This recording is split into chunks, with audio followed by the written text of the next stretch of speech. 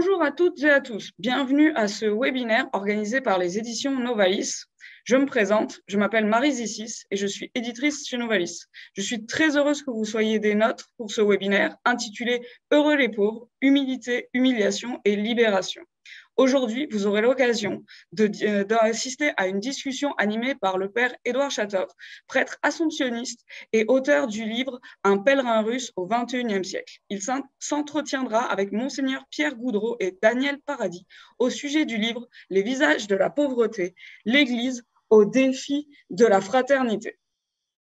Monseigneur Goudreau, auteur de l'ouvrage présenté aujourd'hui, est évêque du diocèse de Sainte-Anne de la Pocatière depuis 2018. Parmi ses engagements, il siège au Conseil national et au comité exécutif de développement et paix Caritas Canada. Il est également auteur d'une dizaine d'ouvrages chez Novalis, notamment Quand Jésus pose son regard sur moi et Se convertir à l'Évangile. De son côté, Daniel Paradis est le fondateur de l'œuvre Présence Compassion et il est intervenant aumônier laïque de la rue. Intervenant depuis 2001 dans les rues du centre-ville de Montréal, il en a fait son métier, sa vocation auprès des plus démunis. Ce travail sur le terrain est une manière pour lui de répondre à l'appel de Dieu et de l'Église, se faisant proche des souffrants en apportant une présence attentionnée et une compassion active. Une période de questions suivra cette discussion. Afin de faciliter cette période, je vous encourage à écrire vos questions en utilisant l'onglet Q&R situé au bas de votre écran. Vous pouvez les rédiger quand bon vous le semble pendant la discussion. Je les recueillerai et je les poserai pour vous pendant la période prévue à cet effet. Si votre question s'adresse à un intervenant en particulier, n'oubliez pas de le mentionner.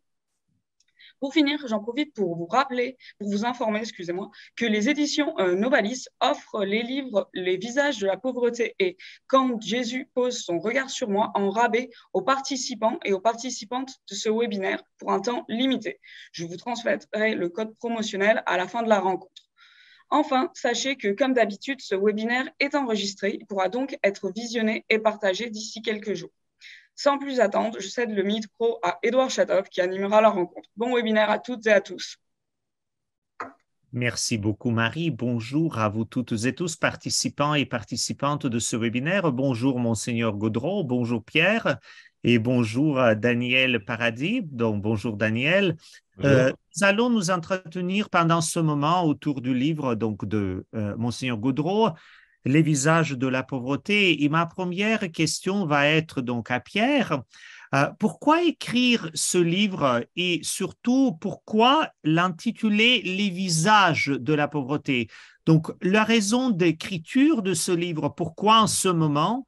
Et est-ce qu'il y a une signification particulière de ce mot visage de la pauvreté? Oui, merci, Père Édouard. Et d'abord, je veux dire bonjour aussi à tous les participants et participantes de ce webinaire. Merci de vos présences et de l'intérêt que vous manifestez aussi aux questions de justice sociale. Alors, écoutez, ce qui m'a motivé beaucoup à rédiger cet essai, il y a peut-être trois motivations. La première, je reconnais au fond que la lutte contre la pauvreté a souvent été présente sur mon chemin de vie. Alors, je donne quelques exemples.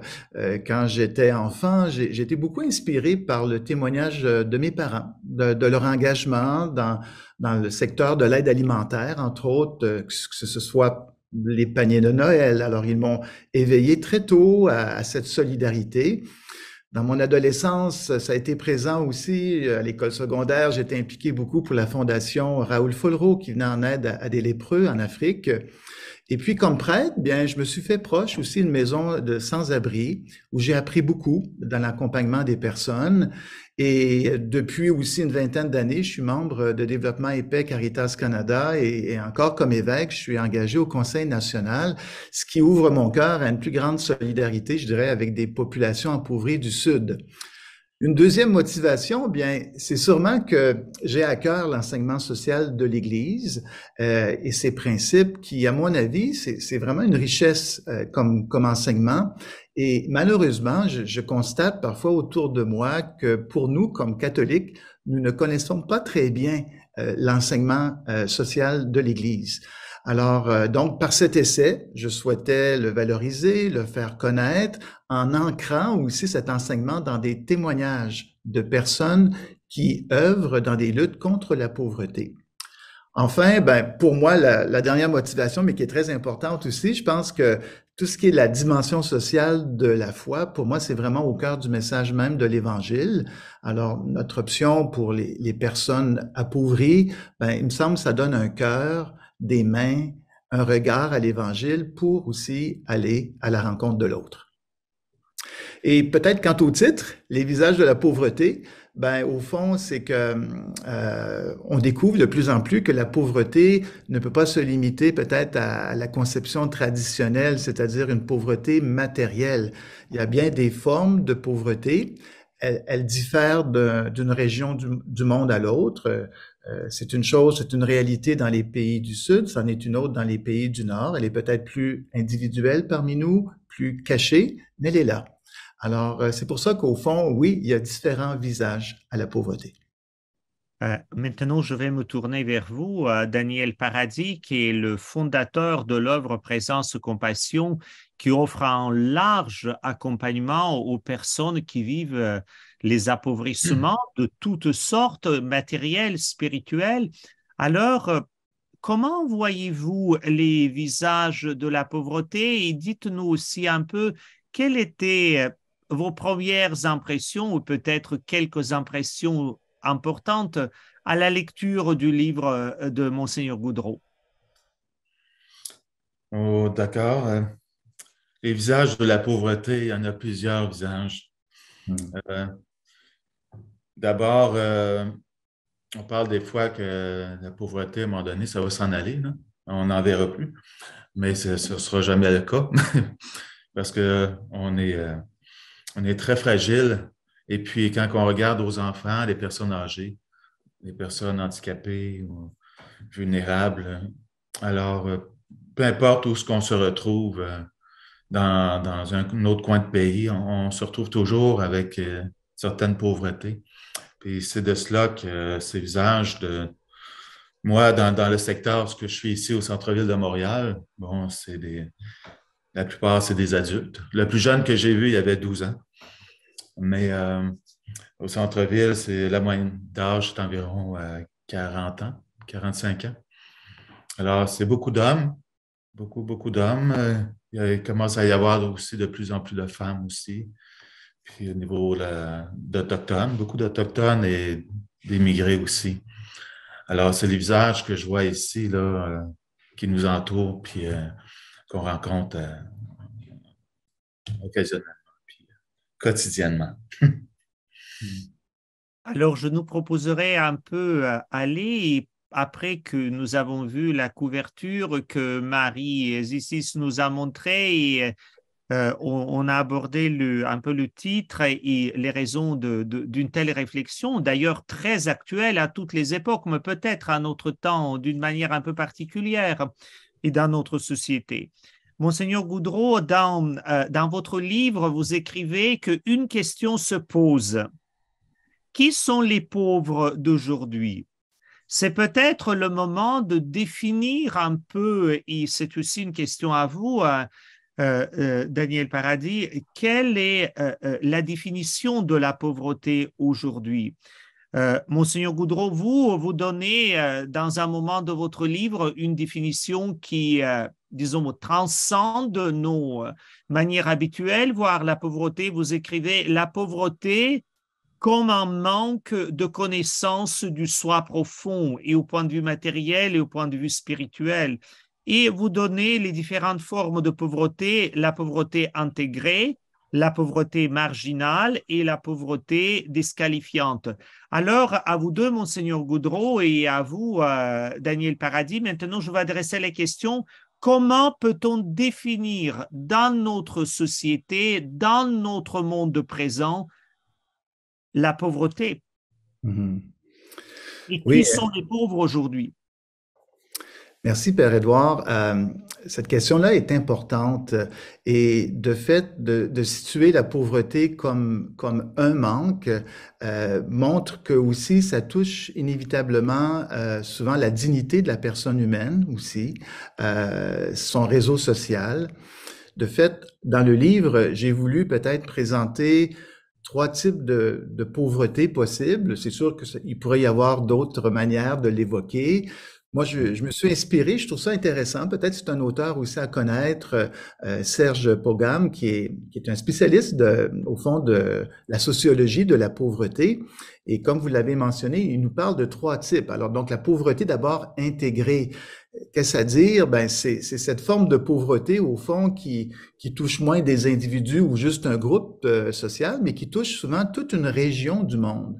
Alors, on peut penser à une population peut-être dans certaines régions du Sud qui souffre de sécurité alimentaire, par exemple. Alors, ce type de pauvreté ben, fait appel beaucoup à la solidarité, parfois au plaidoyer ou encore au développement. Il y a le deuxième type de pauvreté qui, des fois, nous aide un petit peu à comprendre les phénomènes dans la société. On parle de pauvreté marginale ici. Alors, ça peut toucher autant des personnes appauvries que des exclus. Alors, on peut très bien identifier ou penser à des personnes qui sont, par exemple, aux prises avec une pauvreté en raison de dépendance, soit face à l'alcool, que ce soit aux drogues, à des jeux, à des maladies mentales non soignées également. Ça peut être une pauvreté de réseau social. Alors, on sait que dans cette catégorie qui met en marge souvent des personnes, ben, il y a des groupes communautaires, il y a des services sociaux, il y a des œuvres d'église aussi qui accompagnent aussi ces personnes dans ces difficultés pour souvent les aider à se réinsérer, soit dans leur famille, leur société, dans la société ou leur travail. Enfin, il y a un autre type de pauvreté qu'on appelle disqualifiante et on peut y penser dans nos entourages. Parfois, on en est témoin. Cette pauvreté renvoie surtout et beaucoup à l'exclusion. Alors, et ça va toucher beaucoup ici le réseau social. Ça peut entraîner également d'autres fragilités. On peut penser encore à des personnes qui vivent avec une différence, soit marquées par un handicap sévère. Ça peut être leurs origines, ou encore leur confession religieuse, leur orientation sexuelle, ou encore là, une santé mentale, une maladie mentale qui n'est pas soignée, ou leur état de vie. On peut penser par exemple aux sans-abri, hein? Alors donc qui dans leur état, leurs conditions, au fond, aux yeux des autres, sont souvent vues comme étant disqualifiées. Alors, ceci pour dire au fond que la pauvreté, elle est présente un peu partout dans le monde, malheureusement. Hein? On peut pas s'en réjouir de cela, mais c'est un fait. Et alors que dans bien des pays, des régions du monde du Sud, la pauvreté, elle est peut-être plus vue comme étant communautaire ou de masse, plus visible, et peut-être en raison de cet aspect qui est de grand nombre, les gens quand même, il y a des solidarités, il y a même, on est surpris des fois, une joie de vivre, une foi profonde. Alors que dans nos pays d'Occident, cette pauvreté, parfois, elle est plus vécue seule. Hein? Donc, on parle plus individuel. Des fois, elle est cachée. Ça peut être cette femme monoparentale dans son appartement qui vit une situation très pénible, mais que les voisins ne savent pas. Alors, c'est moins su, c'est moins connu, mais elle est là aussi. Alors, ça nous invite peut-être, au fond, à poser un regard différent sur les gens qui nous entourent et de se poser même la question, est-ce que dans mon entourage, je connais des personnes qui luttent contre la pauvreté? Quelles sont-elles? Il y en a sûrement. Alors, c'est peut-être un examen de conscience que chacune de nous, on est appelé aussi à vivre, mais au fond, à regarder, à voir que la pauvreté a bien des visages. Daniel, comment voyez-vous la pauvreté? Peut-on donner une définition à la pauvreté? Comment vous le déclinez? À partir aussi de votre expérience de rencontre avec les personnes, à partir de l'accompagnement que vous faites comme aumônier laïque de la rue? Je pourrais le dire dans un mot, c'est beaucoup de solitude. La pauvreté, c'est ça, la pauvreté, souvent, ça renferme sur soi-même. Je rencontre des personnes, puis souvent, ils vont dire, ben, j'ai pas personne, j'ai pas d'amis, j'ai plus de famille. Le lien de confiance est très difficile à avoir aussi parce qu'on ne fait plus confiance à personne. Alors, c'est vraiment dans ces interrelations que c'est très difficile. Et c'est très difficile de sortir de la pauvreté quand on est limité comme ça, quand on ne fait plus confiance.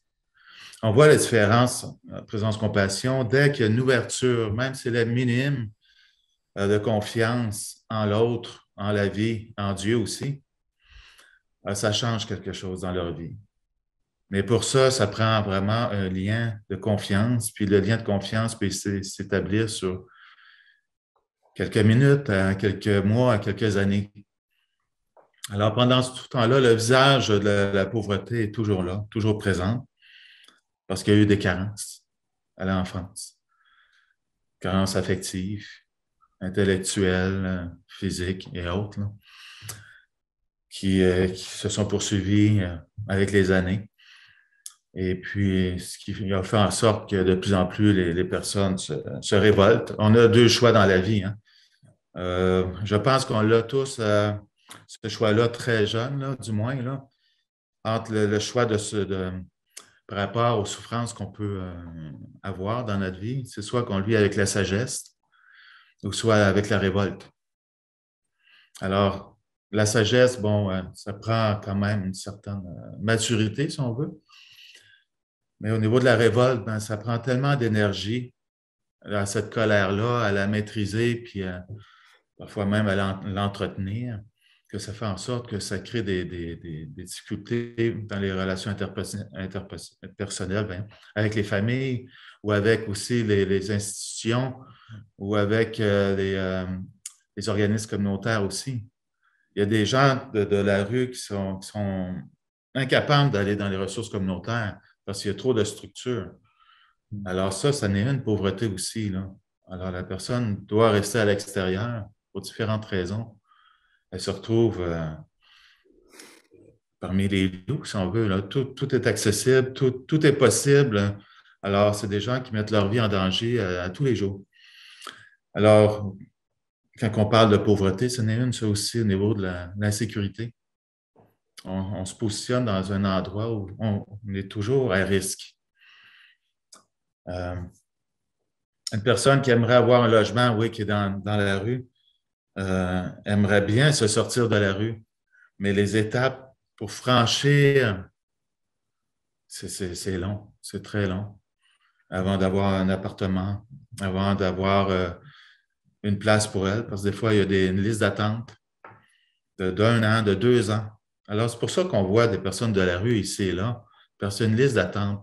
Les gens ne le savent pas, mais il y a une pauvreté aussi, une pauvreté d'espace pour eux.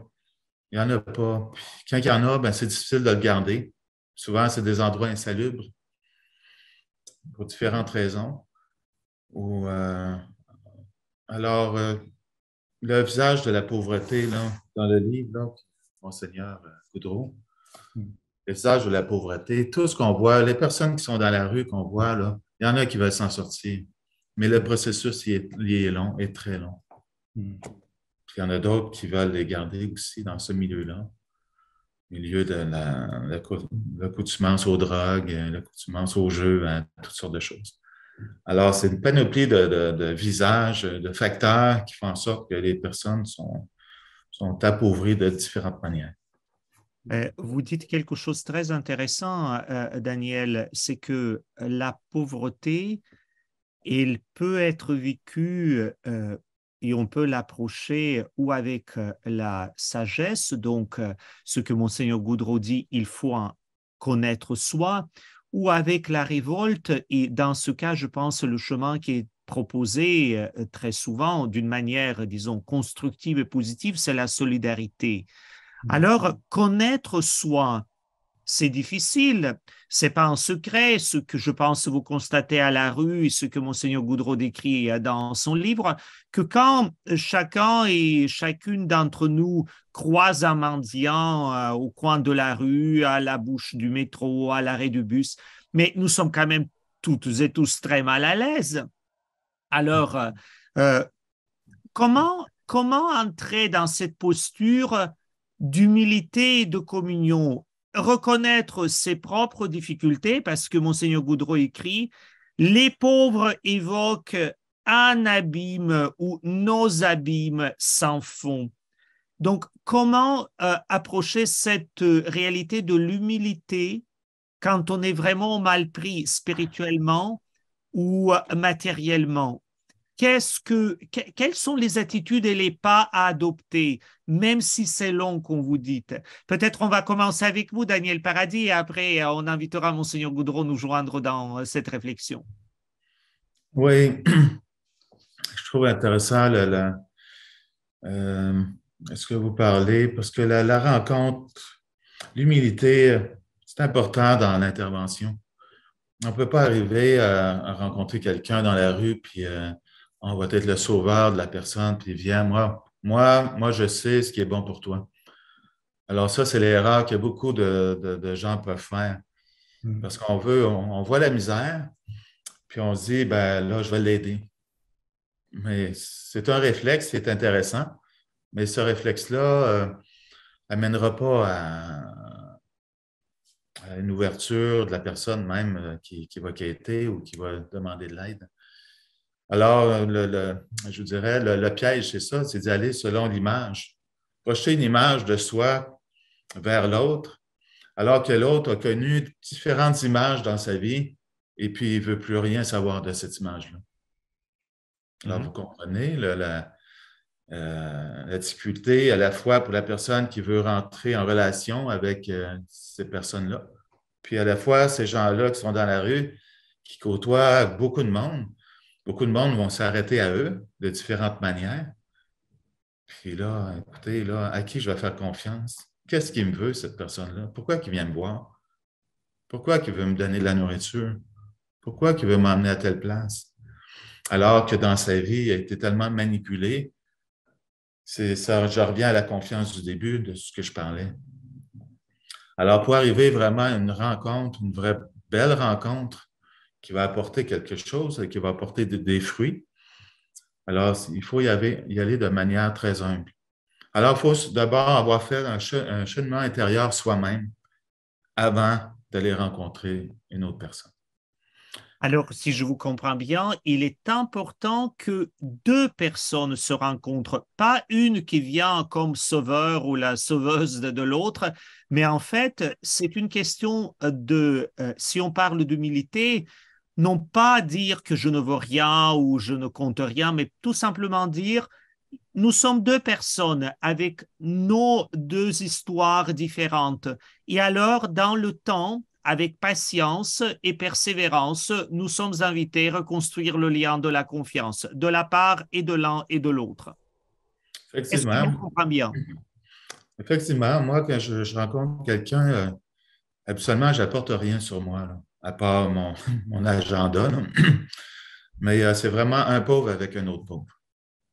On est ensemble, puis quand la personne à quête elle est assise, ben, je m'assois à côté d'elle. Je ne vais pas rester debout. C'est l'ordre avec l'autorité, la figure d'autorité. Alors, ça va être très simple. Je me présente, je m'assois. Comment ça va aujourd'hui? Parce que c'est ici et maintenant. Comment ça va maintenant, aujourd'hui? As-tu mangé? Comment tu vis ça? Alors là, tout dépendant de ce que la personne va me raconter, puis ses besoins, je vais essayer d'aller viser les besoins qui sont les plus urgents, trier les besoins. Puis à partir de là, ben, je lui dis, ben, aimerais-tu que je t'amène manger un petit repas? Aimerais-tu? Ce n'est pas nécessairement d'amener de la nourriture, parce que oui, c'est important, mais d'avoir au moins un premier contact et par la suite d'entretenir le contact, de dire, ben, viens avec moi, on va aller au restaurant. Parce que peut-être la personne de la rue, ça fait longtemps qu'elle n'a pas été au restaurant parce qu'elle est refusée pour différentes raisons. Alors, en étant avec moi, elle peut rentrer au restaurant, elle peut même aller aux toilettes comme une personne normale, là. C'est ça, on vise la dignité de la personne. Alors, pour moi, c'est important. Alors, viens avec moi, on va faire telle chose et telle chose. Tu as besoin de vêtements? Bon, viens avec moi, on va aller au magasin, on va aller t'acheter des souliers. Aller t'acheter des pantalons. Propres, neufs, pour toi, ajustés pour toi. Pas quelque chose qui a été déjà mis. Je n'ai rien contre ça, mais je pense que c'est important pour la dignité de la personne d'avoir quelque chose qui est neuf. Parce qu'il y en a qui n'ont jamais reçu rien dans leur vie. Il y en a un à 18 ans, je lui ai donné quelque chose à Noël et il dit, c'est mon premier cadeau que je reçois. Alors, c'est un peu comme ça pour les gens de la rue. Il y en a qui ont 40 ans, 50 ans, qui reçoivent une première fois quelque chose qui est neuf. Alors, merci beaucoup. Merci pour ce que tu m'offres. Et le lien, il est déjà tracé. Et la prochaine fois, je vais le revoir. Il va s'attendre à savoir qui je suis, qu'est-ce que je fais, qu'est-ce que je peux lui apporter. Mais moi, intérieurement, je suis un pauvre. Ça, là, c'est l'humilité dans ça. Moi, je suis un pauvre avec un autre pauvre. Ça, j'en démarre pas, là.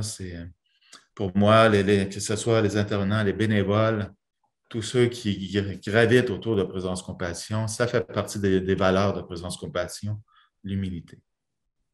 Alors, Monseigneur Gaudreau, comment vous vivez cette réalité de l'humilité, de la rencontre avec l'autre?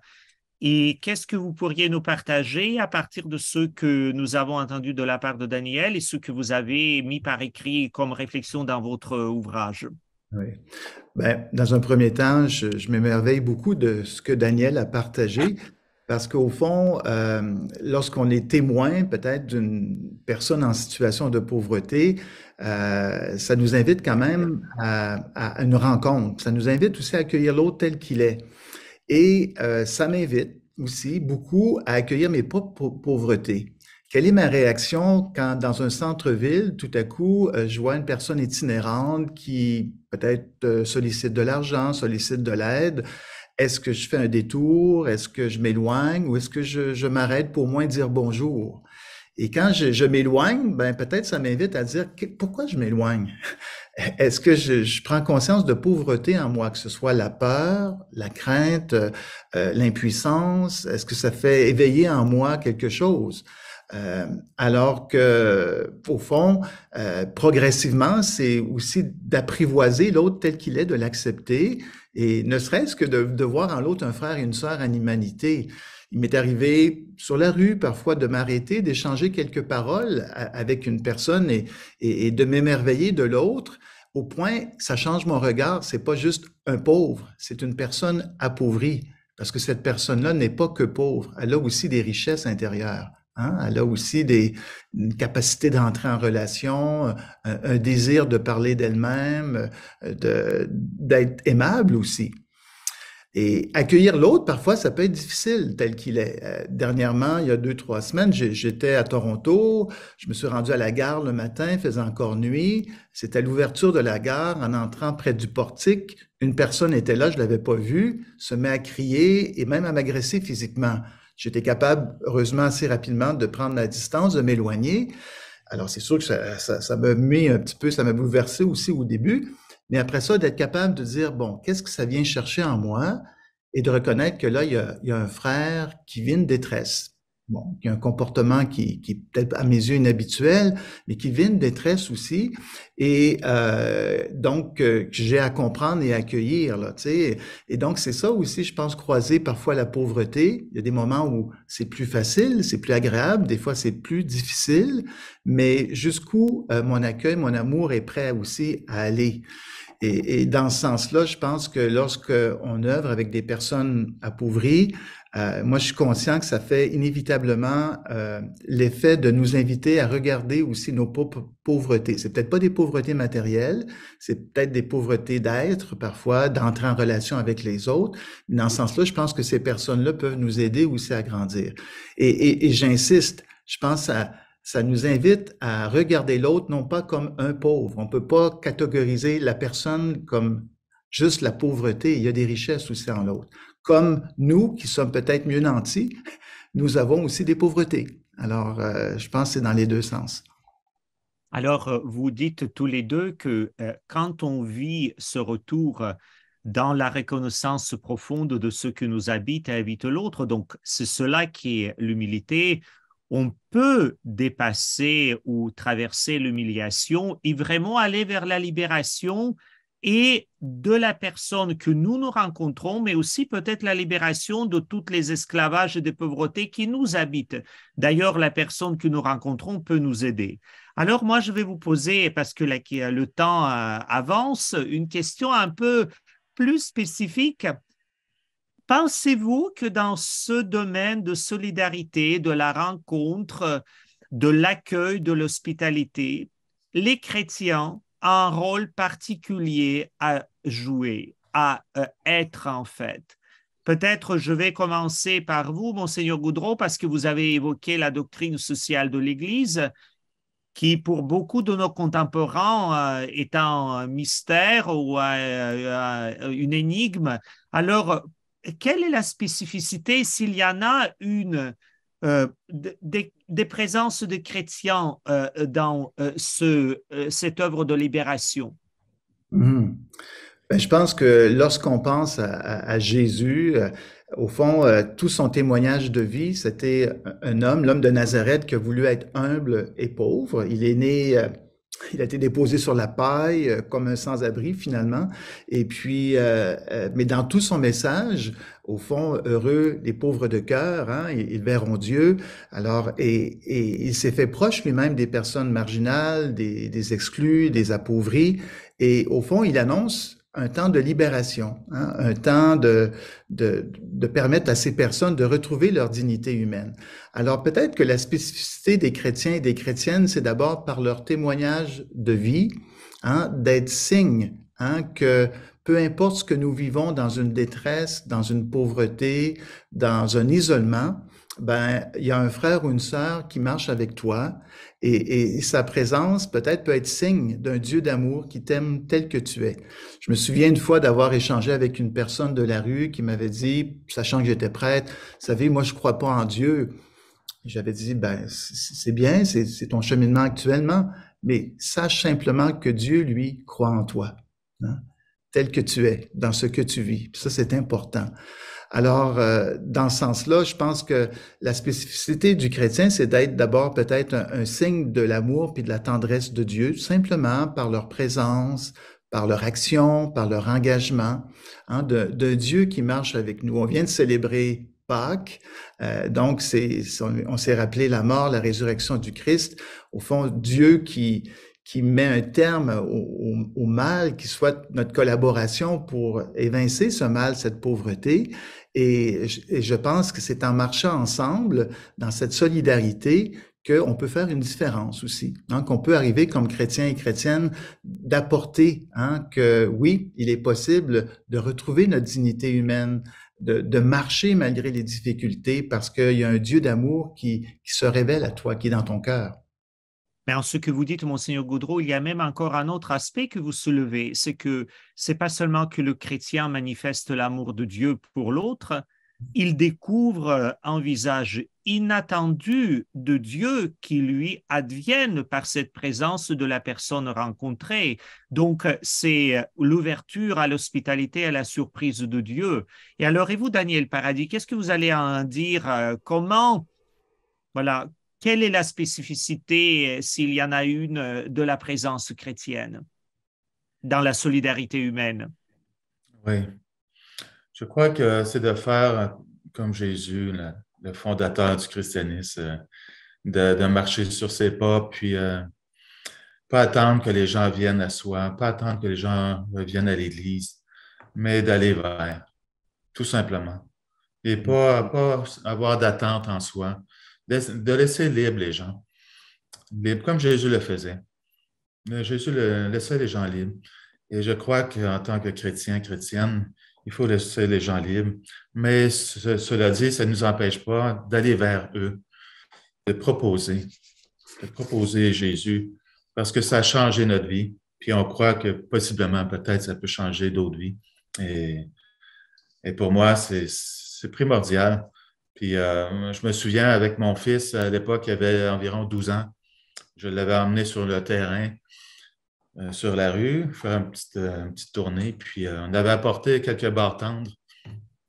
Et puis, on avait rencontré justement une personne qui était là, qui était assise, puis qui quêtait. Et puis, je lui ai dit, bon, Ézéchiel, est-ce que tu voudrais aller lui porter une barre tendre?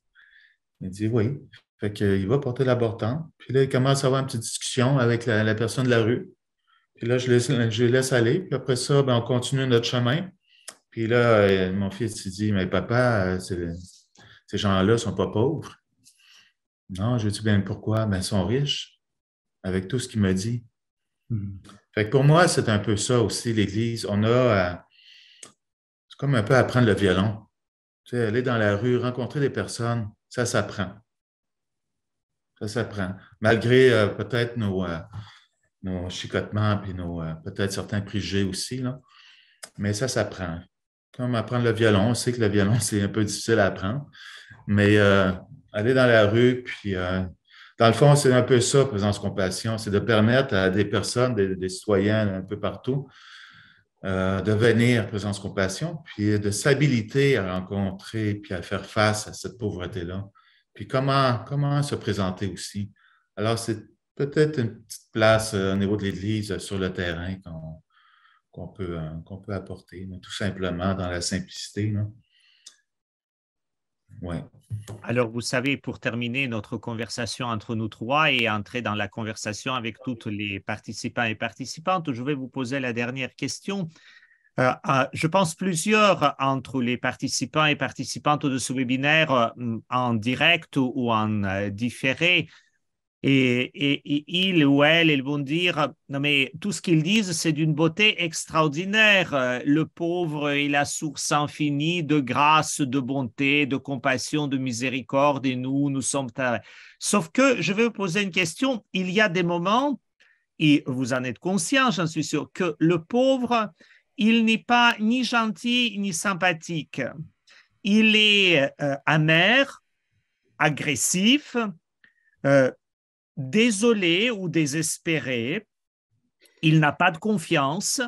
Ce que vous, Monseigneur Gaudreau, vous avez dit, ce que vous avez vécu un peu à la gare de Toronto.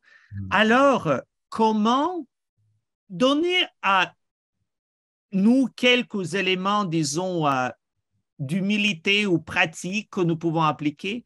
Comment vivre cette rencontre avec le visage de la pauvreté qui n'est pas toujours ni souriante ni enrichissante à la première vue, qui nous effraie, qui nous agresse et qui nous insécurise? Qu'est-ce qu'on peut faire? Alors, qui veut commencer là? Oui. Alors, moi, je pourrais dire que effectivement, je vous raconte des épisodes qui sont vraiment belles, si on veut, là. Mais il y a des épisodes aussi qui sont plus difficiles, là, où ce que le langage corporel manifeste certaines colères, puis au niveau verbalement aussi. Mais comme je dis aux bénévoles, quand on va sur le terrain, c'est quand on rencontre une personne puis elle semble ne rien savoir de nous, il ne faut pas insister. Parce que des fois, là, dans nos fragilités, dans notre petit orgueil, on peut dire, non, tu vas, écoute-moi, puis j'ai quelque chose à te dire d'intéressant. Mais si l'autre personne ne veut rien savoir, il ne faut pas forcer. Il ne faut jamais rien forcer parce que ça va casser. Il y a de quoi qui va casser. Alors, à ce moment-là, il s'agit de saluer tout simplement et de continuer notre route. Cela dit, ça ne veut pas dire que la personne ne veut rien savoir de nous. Ça veut simplement dire qu'elle a peut-être vécu des choses dans sa journée que ça n'a pas bien été. OK? Parce que les gens se font aussi barouetter d'un bord puis de l'autre. Il y en a qui se font cracher dessus, il y en a qui, en tout cas, qui disent toutes sortes de vulgarités. Alors, ça se pourrait très bien qu'une personne en ait assez puis qu'il y ait de la colère puis de la révolte. Mais cette colère-là n'est pas destinée à nous, principalement. Alors, la façon de faire, c'est que, oui, aujourd'hui, tu ne files pas, on te salue, mais peut-être que demain, tu vas aller mieux. Alors, c'est ça, il y a toujours une espérance qu'il y a quelque chose qui va se passer de positif. Mais il ne faut pas en rester avec l'idée que la personne ne veut rien savoir de moi. Il faut vraiment garder l'esprit ouvert, dire, est-ce que moi, dans ma vie, ça se peut que des fois, je n'ai pas le goût de voir des personnes? Est-ce que tu que je vive des moments de colère? Ben oui, c'est sûr. Alors, pourquoi l'autre n'aurait pas le droit aussi à cette colère-là? Alors, c'est dans le respect mutuel. Aujourd'hui, non. Demain ou dans une semaine, oui. Alors, la personne va être très, très ouverte à nous recevoir. C'est vraiment dans cette optique-là qu'il faut... c'est comme ça qu'on peut rester pendant 22 ans à faire d'intervention. Sinon, on pourrait se décourager assez facilement. Ouais. Merci beaucoup, Daniel. Monseigneur Gaudreau? Oui, ben je pense, si je fais appel de nouveau à l'expérience un petit peu plus difficile que j'avais vécue dernièrement à la gare de Toronto, moi, ça m'interpellait beaucoup. Je dirais que première attitude, c'est de changer mon regard, d'éviter surtout le piège après une expérience plus difficile où il y a peut-être, on ressent de l'agressivité, de la violence, d'éviter le piège que, ben voilà, toutes les personnes appauvries sont comme ça, tu sais. Alors, il y a là, au fond, un cri de détresse, il y a une souffrance. Alors, dans un premier temps, moi, l'attitude, c'était simplement d'accueillir, d'écouter, de me protéger aussi un peu, mais en même temps de dire, bon, ben là, il y a un frère qui vit une grande souffrance, au fond, là, tu sais. Peut-être que je ne le reverrai plus jamais. Moi, ça m'a invité donc à prier, à essayer de prier quand même pour lui, qu'il puisse retrouver la paix du cœur. Dans d'autres situations, je pense à un autre événement, j'ai vécu dernièrement en Côte d'Ivoire où j'étais dans un centre médical où il y a un débordement de malades, on se sent impuissant, le paludisme, la typhoïde, le sida aussi. Alors donc, face à cette situation qui est quand même difficile, je pense au fond, c'est tout l'essentiel, c'est de se reposer malgré tout sur la relation humaine. Tu sais, de se dire au fond, aujourd'hui, c'est peut-être pas le nombre de personnes guéries, soignées qui compte, mais c'est peut-être d'abord ma qualité de présence offerte à ces personnes. Tu sais, dans quelques mots échangés, dans l'écoute, dans la présence offerte. Moi, je pense que c'est des pistes au fond. Et souvent, ce que je suis surpris, c'est que ça appelle en moi peut-être plus d'humanité, hein, ça m'invite à une conversion, à changer des aspects de ma vie pour mieux entrer en relation avec les autres. Et au-delà de ces difficultés-là, moi, je trouve que l'autre, dans sa lutte contre la pauvreté aussi, m'évangélise, c'est-à-dire qu'il m'apporte beaucoup aussi, parce que j'ai pas juste des moments plus difficiles, il y a des moments aussi de grande beauté. Alors voilà. Merci beaucoup à Monseigneur Goudreau. Merci beaucoup, Daniel Paradis. Maintenant, on va s'arrêter et converser entre nous. Marie va nous poser quelques questions ou nous lire quelques commentaires qui nous sont parvenus et je reviendrai juste vers la fin pour faire la conclusion et dire quelques derniers mots pour ce webinaire. Alors Marie, la parole est à vous et Tout d'abord, merci à Pierre Boudreau et Daniel Paradis pour ces réflexions vraiment très intéressantes et vivifiantes. Comme le Père Chatoff l'a dit, c'est l'heure de la période de questions. Je vous rappelle avant de commencer que vous pouvez continuer à écrire vos questions dans l'onglet Q&R ou Q&A, dépendamment de votre version de Zoom, qui est en bas de votre écran. Et je vais les poser pour vous. N'oubliez pas de préciser si vous voulez poser une question à Daniel Paradis spécifiquement ou à Monseigneur Goudreau spécifiquement. Alors, tout d'abord, avant de vous poser les deux questions que j'ai pour le moment, une personne de Développement Épais nous a laissé un message qui n'est pas une question. Elle dit, cette personne, « Ceci n'est pas une question, mais bien l'expression de ma profonde reconnaissance pour ce triple témoignage, oral aujourd'hui, écrit dans cet ouvrage incarné au quotidien, aussi touchant qu'inspirant. Mille merci, Dieu vous garde. » J'en profite pour préciser que le lien va être envoyé parce que cette personne parlait aussi du lien à tous les participants. Ensuite, la première question nous vient de Luke Stocking. En ce qui concerne les différents types de pauvreté dont nous avons parlé aujourd'hui, voyez-vous une hiérarchie entre eux? Certains disent que lorsque nous nous concentrons sur des types de pauvreté non économique, comme, entre guillemets, la pauvreté spirituelle des riches, nous risquons également d'ignorer l'appel de l'Évangile à participer réellement dans les richesses de la création de Dieu pour le bien commun de tous. Êtes-vous d'accord avec ce point de vue? Écoutez, est-ce qu'il y a je réponds très spontanément, là, est-ce qu'il y a une hiérarchie dans les pauvretés? Je pense que toute pauvreté, quand même, est à la fois un drame qu'on veut voir disparaître, hein, c'est clair, et que ce soit des pauvretés matérielles, que ce soit des pauvretés de réseau social, de santé mentale non soignée, de spirituel aussi. Moi, je pense que chaque pauvreté, quand même, a une importance et dans ce sens-là, je pense qu'on peut pas se limiter à prioriser juste une au détriment des autres. Parce qu'au fond, la pauvreté, c'est multifactoriel. Je me souviens très bien d'avoir travaillé dans une maison, entre autres pour les sans-abri, et je me rappelle que c'était pas juste la pauvreté matérielle qui était en jeu, mais il y avait différents aspects. Et donc, une personne qu'on accompagne, ben, je pense qu'on a à tenir compte aussi de tous les aspects dans la mesure où elle souhaite en parler, qu'elle souhaite cheminer dans ces aspects-là. C'est sûr qu'il y a des pauvretés plus d'urgence. Quand on parle de sécurité alimentaire, là, il y a des urgences. On sait que si le riz n'arrive pas, le pain n'arrive pas, à un moment donné, ça entraîne beaucoup d'autres problèmes. Mais au-delà des situations d'urgence, moi, je pense que ça nous montre la beauté et la grandeur de l'être humain, mais en même temps sa complexité, dans le sens que ça touche à bien des aspects de la vie. Alors, je pense qu'il faut être ouvert, au fond, à regarder, à essayer d'intervenir sous plusieurs aspects pour éliminer le plus possible la pauvreté. Daniel? Oui, ben nous, Présence Compassion, on touche depuis le début aux 4 dimensions de la personne humaine, que ce soit physique, psychologique, sociale et spirituelle.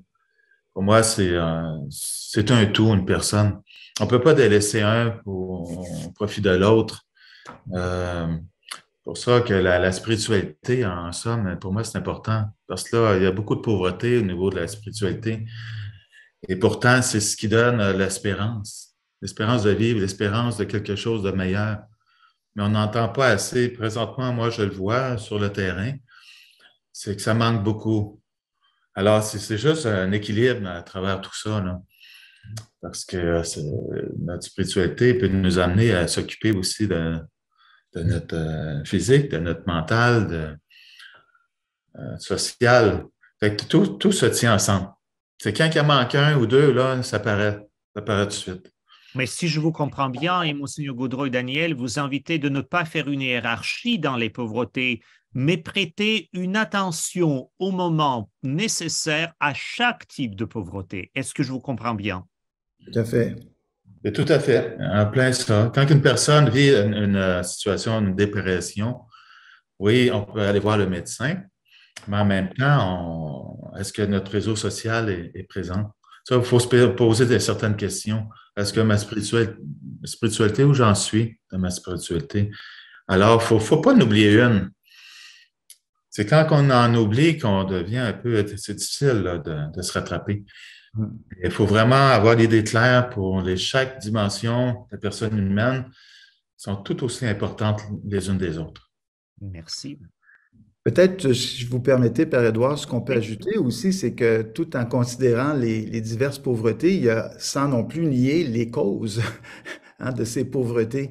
Si je prends l'exemple, peut-être dans des pays du Sud où il y a beaucoup l'insécurité alimentaire, ça peut être une chose de dire on va agir sur le plan de la charité, du partage pour aider, mais si les causes ne sont pas réglées, s'il y a des structures de société qui font en sorte qu'on abuse de ces populations ou que des multinationales dans les milieux ne tiennent pas compte assez, je dirais, des ressources naturelles de ces gens-là, alors là, à un moment donné, il y a un problème. Donc, oui, je pense que les pauvretés forment un tout chez l'être humain, mais si on veut être en mesure de bien accompagner, il faut aussi être capable de bien identifier les causes.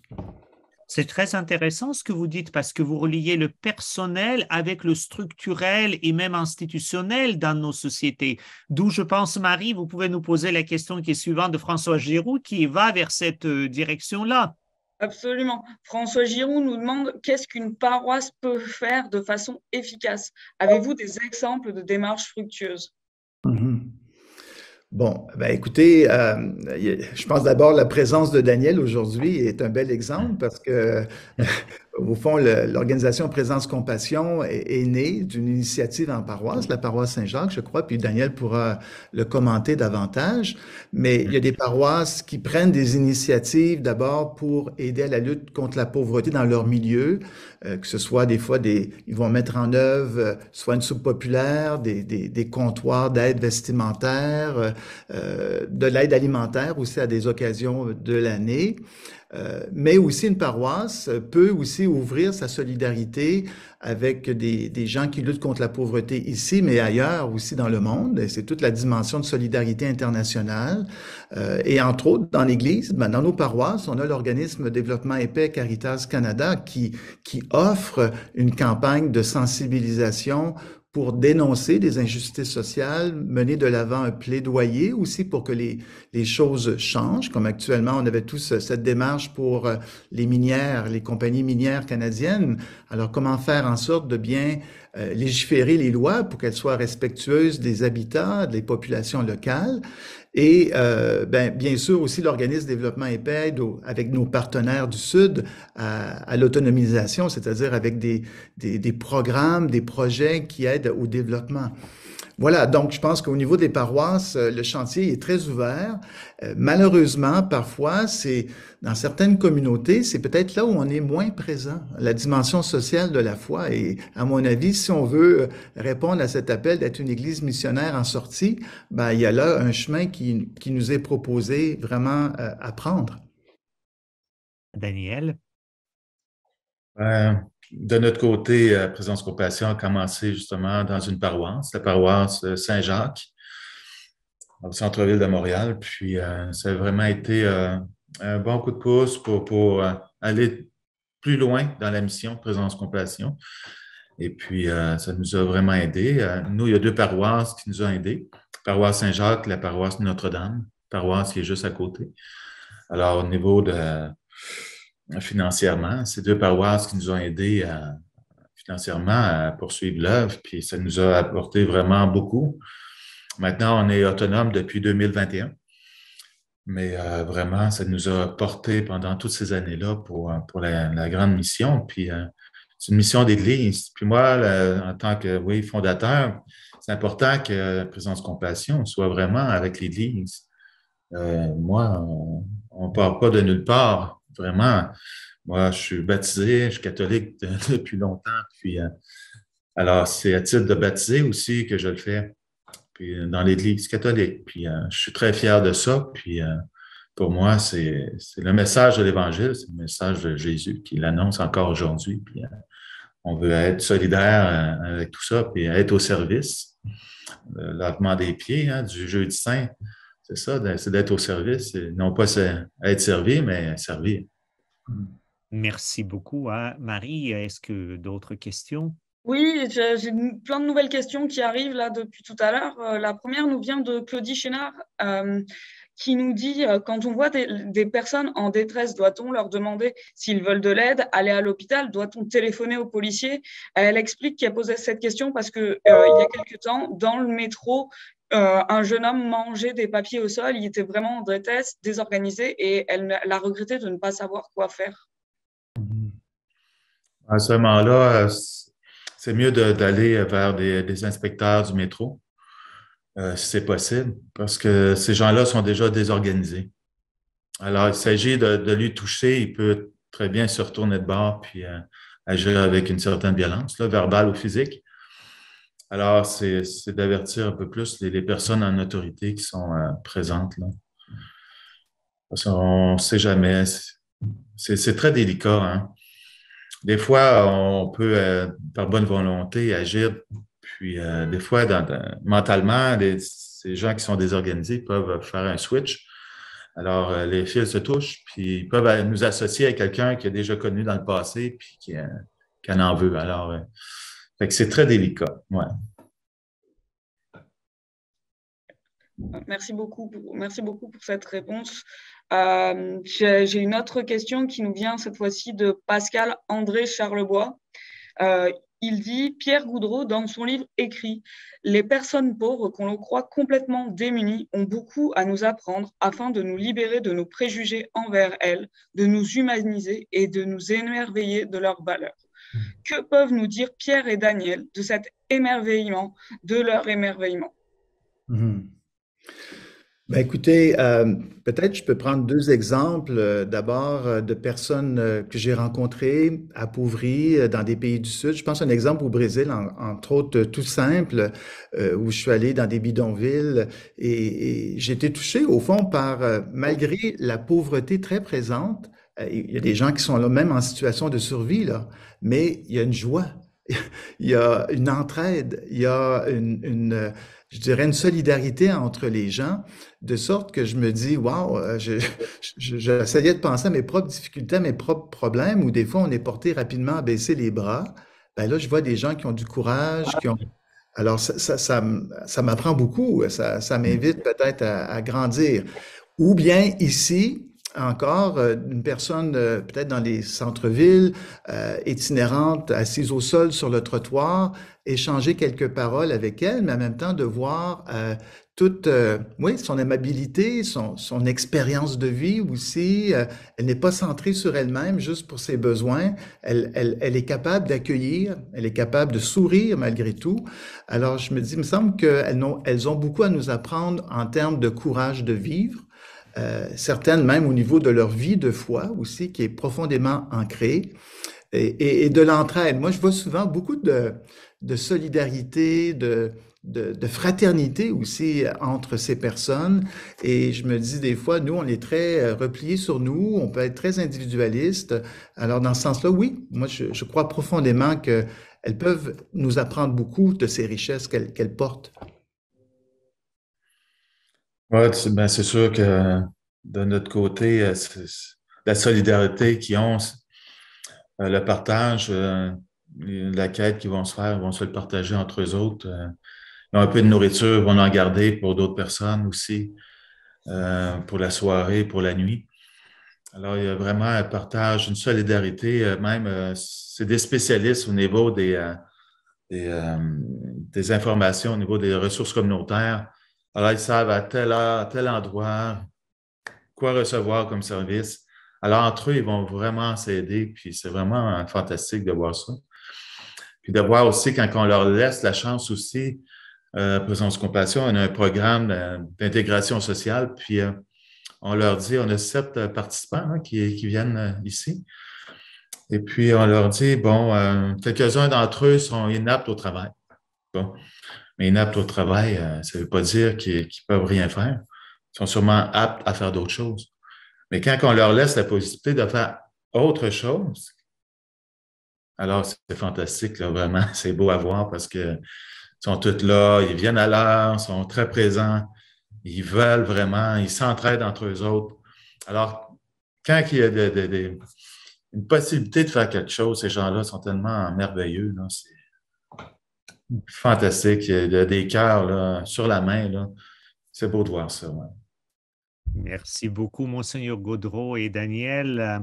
Le temps touche à sa fin dans notre conversation. Je vais juste dire que je pense que ce webinaire, ce n'est pas pour nous raconter votre livre, Monseigneur Gaudreault, et ne pas regarder de l'extérieur ce que font à Présence Compassion. Je pense que ce webinaire a eu comme un peu l'intuition, le but, c'est de nous inviter à lire le livre de Monseigneur Gaudreault et de peut-être aller voir et faire un tour à Présence Compassion, peut-être s'informer ou peut-être même devenir bénévole, pourquoi pas, ou peut-être comme certaines personnes nous ont posé la question, et qu'est-ce qu'on peut faire là où on est, et pour faire les pas concrets.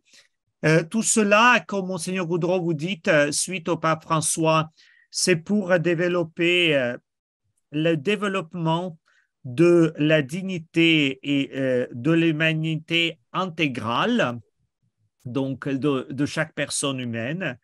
Et j'aimerais bien citer une phrase pour conclure notre conversation de ce livre, Les visages de la pauvreté de Monseigneur Gaudreault. Au fond, le prochain n'est pas celui qui nous est proche, mais celui dont nous nous approchons. Alors, merci beaucoup, Monseigneur Gaudreault, et merci beaucoup à Daniel Paradis de nous inviter, de nous approcher des autres pour que aussi les autres s'approchent de nous, pour que nous devenions toutes et tous un peu proches, un peu plus chaque jour et aussi un peu plus dignes et plus soucieux des uns des autres. Voilà, merci beaucoup pour cette conversation passionnante et j'invite les participants et participantes, ceux écouter ce webinaire en direct ou ceux et celles qui écouteront cela en diffusé, de lire le livre de Monseigneur Gaudreault, Les visages de la pauvreté, et d'aller voir Daniel Paradis et aussi ses collègues bénévoles au Présence Compassion. Merci beaucoup à tous et à toutes. Merci à vous tous aussi. Merci beaucoup, Monseigneur Gaudreault. Merci, Daniel Paradis. C'était vraiment une discussion très intéressante. Je suis vraiment désolée que le webinaire touche à sa fin. Beaucoup de personnes ont voulu poser des questions pratiques qui s'adressent notamment à Présence Compassion. Surtout, n'hésitez pas. Je vais mettre mon adresse courriel dans le clavardage immédiatement à me contacter et je vous mettrai en contact avec Daniel Paradis et Présence Compassion si vous avez d'autres questions sur le sujet. Je tiens aussi à vous rappeler que le livre de Pierre Gaudreault est en rabais sur notre site et par téléphone à 15%. Je vais mettre le code promo dans le clavardage également. Il y a Les visages de la pauvreté et également son autre livre, Quand Jésus pose son regard sur moi. Il va être en rabais, les deux vont être en rabais jusqu'au 3 mai inclusivement. Pour finir, en plus de mon adresse mail et du code promotionnel, je vais également mettre dans le clavardage le lien vers le site de Présence Compassion. Donc voilà, tout ça vous sera aussi transmis dans le courriel de remerciement pour votre participation. Donc vous aurez toutes ces informations-là. Et finalement, je tiens à tous vous remercier, vous les participantes et les participants, pour ce webinaire très très intéressant et qui parle d'une question très actuelle et importante. Et j'espère que vous avez apprécié autant que moi cette discussion. Au nom de toute l'équipe Novalis, je vous remercie encore et je vous souhaite une bonne fin de journée à tous.